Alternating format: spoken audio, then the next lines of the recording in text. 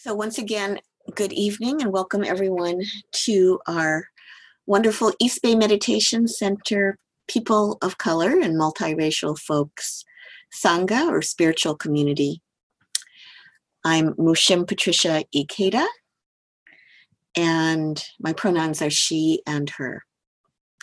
So I prepared a talk, a Dharma talk for this evening, and we'll have time at the end for a little bit of Q&A. So I did, during the meditation, scroll through. There are, I think, 4 pages on what I'm seeing of tiles. And I could see many of you, not all of you. And it was just so good to see all of you. Some of you I recognize, I know your names. Others of you I don't. And I feel so connected to you. We are each other's Sangha or spiritual community at this time. Creating refuge for ourselves and others in a time of fear. This seems to be what pretty much all of the spiritual teachers I'm seeing in all faith traditions. And certainly within the Buddhist traditions, this is the topic that is being addressed because of the need for it. And I'm going to open this talk with the favorite prayer, that's what he calls it, of His Holiness the 14th Dalai Lama. And apparently I saw it in an article, wonderful article about the Dalai Lama and compassion, also a great topic. In Tricycle magazine, tricycle.com, and it's from His Holiness's book, Ethics for the New Millennium. So he says, I would like to share a short prayer which gives me great inspiration in my quest to benefit others. So how do we create refuge for ourselves and others? Not only in this time, really all the time.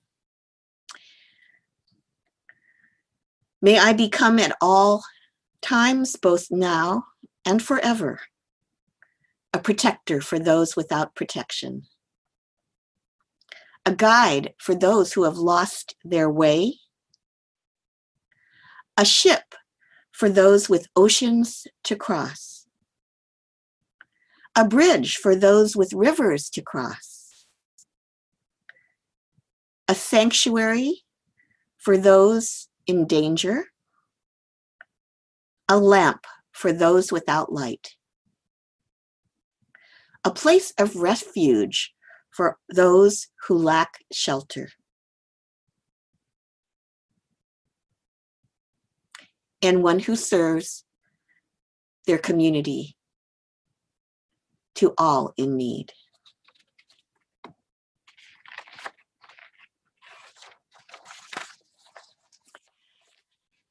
So that text, I believe, is a translation into English and brings together lines from the great teacher, Shantideva. Shantideva was an 8th century Common Era Indian Buddhist monk and scholar at the great Nalanda University.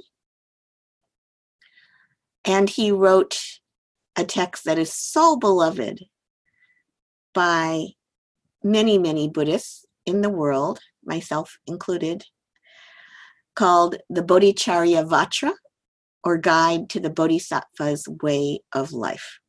So that was about 800 in the Common Era. And many of you who know me know that I often will go to Shantideva, as do many, including His Holiness the Dalai Lama, for inspiration, for a reminder. Mindfulness, by the way, means to remind ourselves of our spiritual goals and values. It actually doesn't mean just letting go of thoughts and things like that in the present moment. The meditative technique does involve that. Mindfulness itself, we're reminding ourselves, what the heck am I doing and why? And that's good anytime we are conscious. What's our intention? What are our actions? That's mindfulness. We don't have to call it meditation, just remember as much as we can. I go unconscious all the time. It just happens. And then I bring myself back, keep bringing ourselves back. So Shanti Deva, I just wanted to share with you, since through Zoom we can do this. So I'll just show you, there are many translations. This is one of them. So you see a guide to the Bodhisattva's way of life. And this one was translated by Stephen Batchelor, who's himself was a Buddhist monk in the Tibetan tradition, and then in my lineage, which was Korean Zen Buddhism. And so he's a translator and a practitioner and an author and a teacher. So this is a very nice translation, and there are others. And I also wanted to show you, I got this for show and tell. So this is a book for children, but it's good for adults too, because it's got these gorgeous illustrations. Shanti Deva, How to Wake Up a Hero. So it's very nice. And I particularly wanted to show you, because we went over the prayer, May I Be a Bridge. And so it's a beautiful illustration that says, kind of based on Tibetan traditional forms of painting, may I be a bridge for everyone who wants to cross the water. You can see it there. So how is it that we become protectors? Boats, passages, bridges, refuges, sanctuaries for ourselves and for others. Places of peace, places where we can stabilize ourselves, places where we can connect if we feel disconnected. Places where we feel freer, places where we feel, and I'm saying places, but actually I mean spaces. It doesn't have to do so much with geographical place, it might. However, right now we're in shelter in place, so our movement, physical movement, is pretty limited if we're observing that. Not everyone can. Some people are heroically in what's called essential services. And so they're going off to work. Medical workers and people who pick up the garbage and the recycling, tax accountants. It's true, they're considered essential services right now. So people are, not everyone is able to shelter in place. And if we are, or if we're not, where do we find this refuge and how do we create it for others? What is true shelter? Now you may be looking at me or not thinking, great, I'll just wait and I'll hear the answer. However, I don't have your answer. I've got some answers for myself, and those are mine. We are different. We're the same in many ways, and we are different in many ways. And the value of all of this is to take this question, to make it your own, and to find what it is that works for you and deeply connects to your highest spiritual values. So therefore, I invite you, let's just take a few quiet moments and consider for you, not for anyone else. What is it that helps you to feel safe and protected from harm, physical harm and mental harm, as is said in the loving kindness meditation? So I'm not talking about some like ultimate theoretical, like, wow, I'm 100% safe. If you can, fine. However, we're going in the direction of more safety, a feeling of safety. In this tradition, we look at the causes of true happiness so that we can extend those causes. It's considered in the Dharma that everything comes and goes, except for what's called the final reality, the awakened state. However, for most of us, like myself, I am a mere mortal. Everything does come and go, as far as I know. However, I can, by understanding more what the causes of true happiness and peace are, work to create more, to help that grow, those seeds grow, and thereby create more happiness. It's called cultivation, bhavana, and it's directly compared to cultivation in the sense of planting a garden or farming.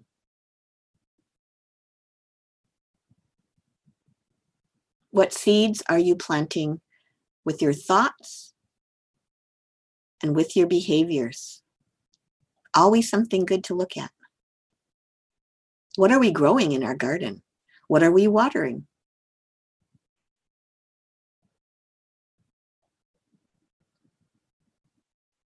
Adrienne Marie Brown in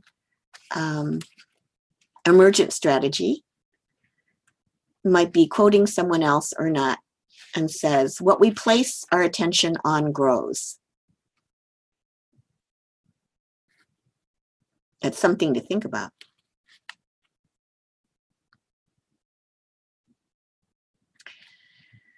I won't dwell on this. I'll simply remark for the record that today is April 9th, 2020. We are in a time of global pandemic due to the COVID-19 virus, which is impacting communities of color in the United States the most, predictably, and possibly around the world as well. It is affecting, negatively impacting the most vulnerable communities, those that are targeted for oppression. And as I said to one person, it is laying even more bare the machinery of oppression, of societal oppression. So this is a time of intensified crisis for our communities that have always experienced crisis for hundreds of years. And it's also a time when we're seeing incredible resilience, renewal, acts of kindness, resourcing, and connection. And very creative too, really, really creative, like Zoom dance parties. And that's only one thing. I mean, just so much is going on. I would just submit that collectively, as people of color and multiracial folks, we know some things that are important for refuge and going in the direction of safety. One might be to regularly see and be with people with whom we can identify, who look like my people, our people, however we define that, our bodies, our hair, our way of relating to one another in our various cultures. People that we feel, okay, these are my people, these are my folks. That's important for refuge and safety. I think also eating together, foods that bring us joy, that feel like home, that feel like, again, this is a food of my people. And sharing across cultures that can be so joyful and provide refuge. There's something very, very primal about sharing food. And then thirdly, among many ways that we might feel a sense of safety and refuge, to move together. And I mean physically move, to hear one another's voices in song, in chant, to move our bodies in unison, and to hear one another. So years ago, Frances Wong, who's a wonderful Asian American activist in the Bay Area and a really incredible jazz composer and saxophonist, we were corresponding with one another. He also does have a meditation practice and a contemplative practice, and he signed his email to me in solidarity and in sound. In solidarity and in sound. So, what is the sound of solidarity to you? Use all of your senses. So, there is a quote from the Buddhist scriptures. So it said that the historical Buddha, Shakyamuni, said this. So we're going from sound to taste. It said that the Buddha said, just as the great ocean has one taste, the taste of salt, so also this teaching and discipline has one taste, the taste of liberation. And one of my favorite websites, because I'm kind of a geek in this way, is called Fake Buddha Quotes. There's a great book out too by the practitioner Bodhipaksa, who put up that website, which is a real service to us all. And so it does list fake Buddha quotes, and it also lists real Buddha quotes. So this is a real Buddha quote, and it had this really nice graphic on here. I don't know if you can see it. It's supposed to look like the ocean.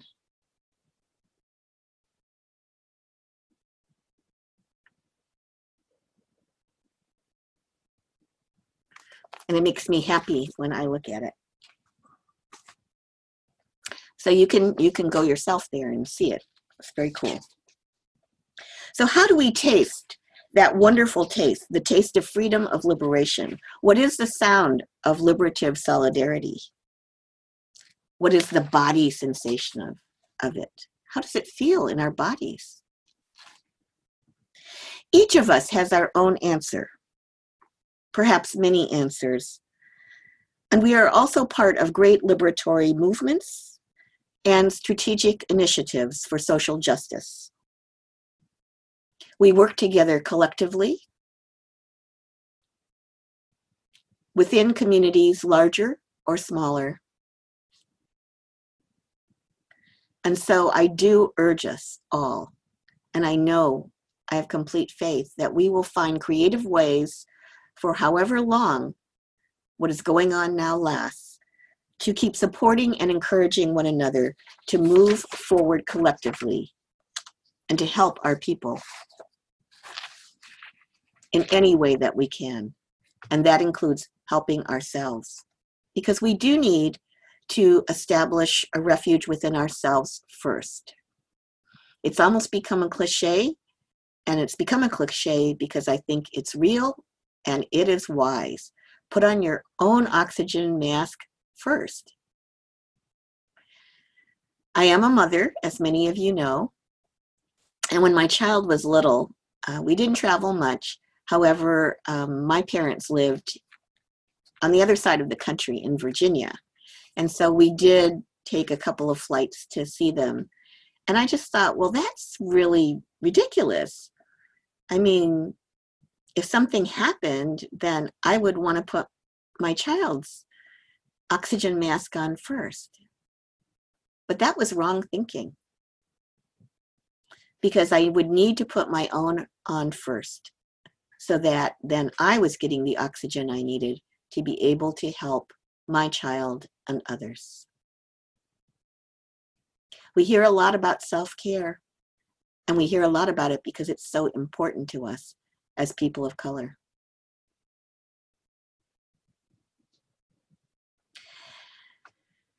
We need to know refuge so that our energies aren't scattered. Refuge can be thought of as kind of bringing our own energies home. We need to find ways to move in the direction of not exhausting ourselves, being too scattered and falling apart. And at the same time, so there's that movement to consolidate in solidarity and in sound, in solidarity with ourselves. And at the same time, that doesn't mean staying in place. We need to be moving toward and into liberation. So in other words, our refuge needs to be a mobile refuge and one that moves. There's a both and here, I think. On one hand, refuge, grounding, safety, protection, joyous activity, rest, renewal, coming home. On the other hand, equally, exploration, creative growth, co-creative growth, emergent strategy, going forward into the unknown in the direction of profound liberation from suffering. What is it that we need? What is it that will satisfy the deepest longings of our heart minds, of our most expansive selves? And by that I mean the parts of ourselves that we may wish to hide from others and even from ourselves.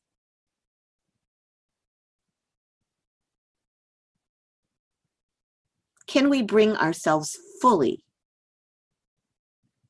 into this moment and love all that we are? That doesn't mean that we're going to act out in a way that's destructive. We simply recognize and see, oh yeah, that's there, that's there, that's there. That's how I do it anyway.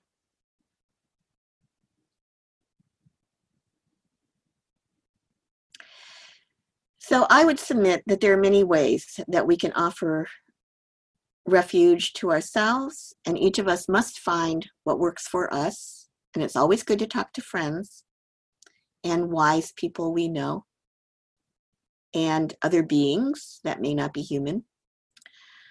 And also, how do we offer refuge to others? So many years ago, or not actually many, it was a few years ago, I was contacted by a local psychotherapist who was very interested in the topic of loneliness. And I was reading a lot in the newspapers and in the media about this so-called epidemic of loneliness in the United States. And I was asked to do an online interview, which I did, on loneliness. And so my contribution was, loneliness is very painful.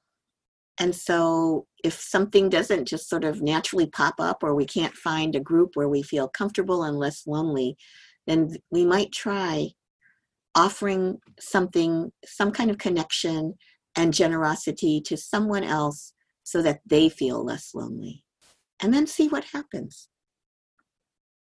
And I think that interview was titled, Giving That Which We Wish to Receive. So if we wish to receive something and we're waiting around thinking, why doesn't someone give it to me? Well, that's sometimes the way it is. So we might want to try to give to others and then see what happens.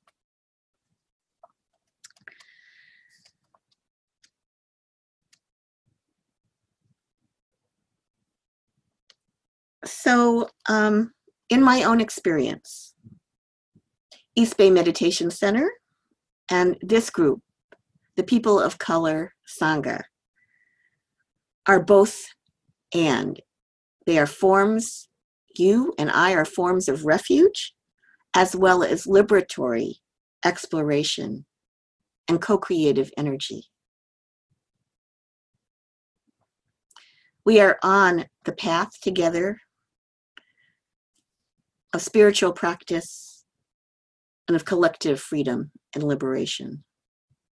And this is a very beautiful path. It's a difficult path. And it's a path on which there's, I hope for you, a lot of joy, as there is for me.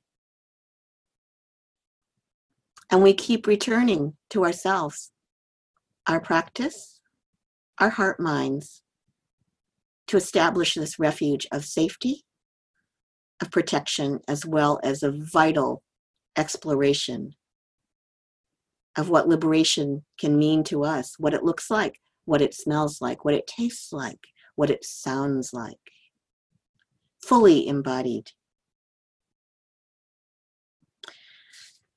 So I'll end with a true story.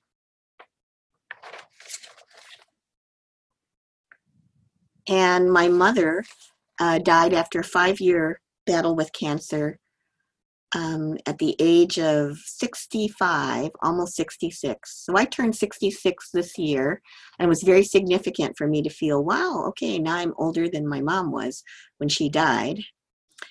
And she did have cancer, and it was pretty grueling on the family, 5 years. And so she finally died in December. She let go in December of 1997 at her home in Virginia, which she loved. She was able to die at home with the aid of wonderful hospice volunteers. And my child was 8 years old at the time. And so I got the news, and then when he woke up the next morning, or maybe I got it in the morning, I can't remember, I said to him, Grandma has died, and all I can think about is what's written on the gravestone of Dr. Martin Luther King Jr., which said, free at last, thank God Almighty, I'm free at last. And this child, who was raised up in the Oakland public schools with a lot of